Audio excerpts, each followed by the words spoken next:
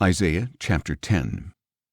Woe to those who enact unjust statutes and issue oppressive decrees, to deprive the poor of fair treatment and withhold justice from the oppressed of my people, to make widows their prey and orphans their plunder.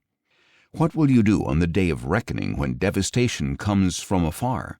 To whom will you flee for help? Where will you leave your wealth? Nothing will remain but to crouch among the captives or fall among the slain. Despite all this, his anger is not turned away, his hand is still upraised.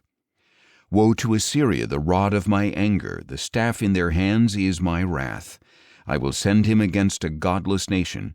I will dispatch him against a people destined for my rage, to take spoils and seize plunder and to trample them down like clay in the streets. But this is not his intention, this is not his plan. For it is in his heart to destroy and cut off many nations. Are not all my commanders kings, he says? Is not Calno like Carchemish? Is not Hamath like Arpad? Is not Samaria like Damascus? As my hand seized the idolatrous kingdoms whose images surpass those of Jerusalem and Samaria, and as I have done to Samaria and its idols, will I not also do to Jerusalem and her idols? So when the Lord has completed all his work against Mount Zion and Jerusalem, he will say, I will punish the king of Assyria for the fruit of his arrogant heart and the proud look in his eyes. For he says, By the strength of my hand I have done this, and by my wisdom, for I am clever. I have removed the boundaries of nations and plundered their treasures. Like a mighty one I subdued their rulers. My hand reached as into a nest to seize the wealth of the nations.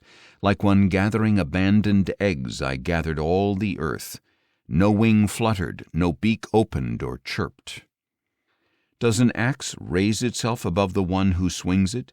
Does a saw boast over him who saws with it? It would be like a rod waving the one who lifts it, or a staff lifting him who is not wood. Therefore the Lord God of hosts will send a wasting disease among Assyria's stout warriors, and under his pomp will be kindled a fire like a burning flame. And the light of Israel will become a fire, and its Holy One a flame. In a single day it will burn and devour Assyria's thorns and thistles. The splendor of its forests and orchards, both soul and body, it will completely destroy, as a sickness consumes a man. The remaining trees of its forests will be so few that a child could count them. On that day the remnant of Israel and the survivors of the house of Jacob will no longer depend on him who struck them, but they will truly rely on the Lord, the Holy One of Israel. A remnant will return, a remnant of Jacob, to the mighty God. Though your people, O Israel, be like the sand of the sea, only a remnant will return. Destruction has been decreed, overflowing with righteousness. For the Lord God of hosts will carry out the destruction decreed upon the whole land. Therefore this is what the Lord God of hosts says, O my people who dwell in Zion, do not fear Assyria, who strikes you with a rod and lifts his staff against you as the Egyptians did. For in just a little while my fury against you will subside, and my anger will turn to their destruction. And the Lord of hosts will brandish a whip against them, as when he struck Midian at the rock of Oreb. He will raise his staff over the sea as he did in Egypt. On that day the burden will be lifted from your shoulders, and the yoke from your neck. The yoke will be broken, because your neck will be too large. Assyria has entered Aeth and passed through Migron, storing their supplies at Michmash. They have crossed at the ford. We will spend the night at Geba. Ramah trembles, Gibeah of Saul flees. Cry aloud, O daughter of Gallim. Listen, O Laishah, O wretched Anathoth. Madmenah flees, the people of Gebim take refuge.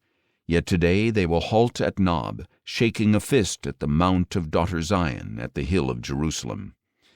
Behold, the Lord God of hosts will lop off the branches with terrifying power. The tall trees will be cut down, the lofty ones will be felled. He will clear the forest thickets with an axe, and Lebanon will fall before the Mighty One.